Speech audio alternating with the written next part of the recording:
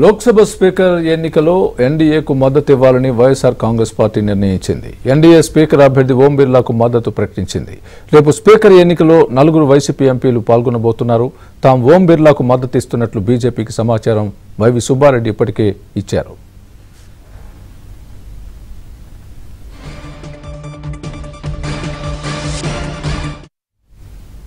ఇదే విషయానికి సంబంధించి పూర్తి అప్డేట్ మా ఢిల్లీ బ్యూరో చీఫ్ కృష్ణ చెప్తారు. కృష్ణ, చెప్పండి, ఓం బిర్లాకు మద్దతు విషయంలో వైసీపీ ఏం చెప్పింది? వైసీపీని ఎన్డీఏ సంప్రదించిందా ఈ సందర్భంలో? స్పీకర్ పదవికి రేపు ఉదయం 11 గంటలకు లోక్సభలో ఎన్నిక జరగబోతుంది. నిజానికి స్పీకర్ సంబంధించి ఏకగ్రీవంగా జరుగుతుందనే భావించినప్పటికీ కూడా ఇండియా కూటమి తరఫున తమ అభ్యర్థిని నిలబెడుతూ కె సురేష్ ను కేరళకు చెందినటువంటి 8 సార్లు కేరళ నుంచి ఎన్నికైనటువంటి కె సురేష్ ను ఇండియా కూటమి తరఫున అభ్యర్థిగా నిలబెట్టారు. దాంతో బిర్లా వర్సెస్ కె సురేష్ అన్నట్లుగా రేపు ఎన్నిక జరగబోతుంది. అయితే ఇప్పటికే ఎన్డీఏ కూటమికి సంబంధించినటువంటి అభ్యర్థుల సంఖ్య 293 ఉన్నప్పటికీ కూడా ఈ యొక్క రేపు ఎన్నికలు జరగబోతున్న నేపథ్యంలో అందరినీ, తమ ఎన్డీఏ సభ్యులందరినీ కూడా రేపు హాజరు కావాలి అంటూ బీజేపీ విప్పుని ఇప్పటికే జారీ చేసింది. కాంగ్రెస్ పార్టీ కూడా మరోపక్క విప్పును జారీ చేసినటువంటి పరిస్థితి మనం చూసాం. అయితే అవసరం లేకపోయినప్పటికీ కూడా ఈ యొక్క వైఎస్ఆర్సీపీ తమ 4 ఎంపీల మద్దతును ఎన్డీఏ స్పీకర్ అభ్యర్థి ఓం బిర్లాకు తెలియజేశారు.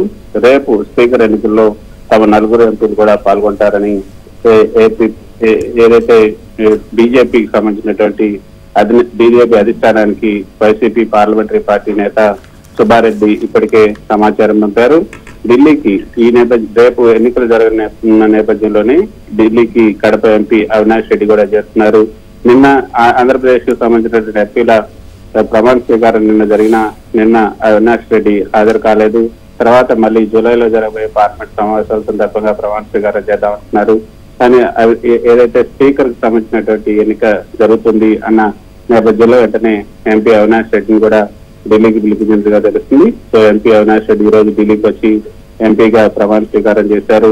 సో ఈ 4 ఎంపీల మద్దతు కూడా ఉండబోతుంది. మరోపక్క స్వామి, రేపు స్పీకర్ ఎన్నికల నేపథ్యంలో తెలుగుదేశం పార్టీ కూడా తన సభ్యులకు 16 మంది లోక్సభ సభ్యులకు 3 లైన్ విప్ జారీ చేసింది. రేపు లోక్సభకు తప్పనిసరిగా హాజరు కావాలి అంటూ విప్లో చీఫ్ విప్ జిఎన్ హరీష్ బాలయోగి పేర్కొన్నారు.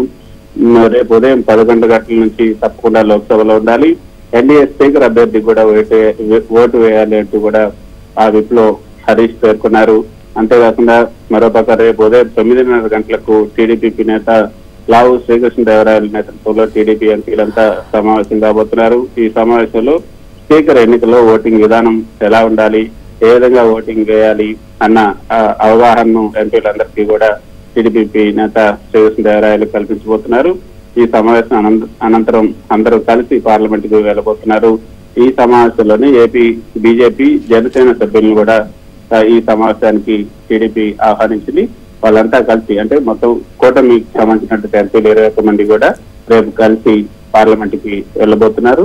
సో ఈ యొక్క కూటమికి సంబంధించినటువంటి 21 మంది, వైసీపీకి సంబంధించినటువంటి 25 మంది, ఏపీ నుంచి వెళ్ళిపోయినటువంటి 25 మంది రేపు ఎన్డీఏ స్పీకర్ అభ్యర్థికి మద్దతు ఇస్తున్నారు.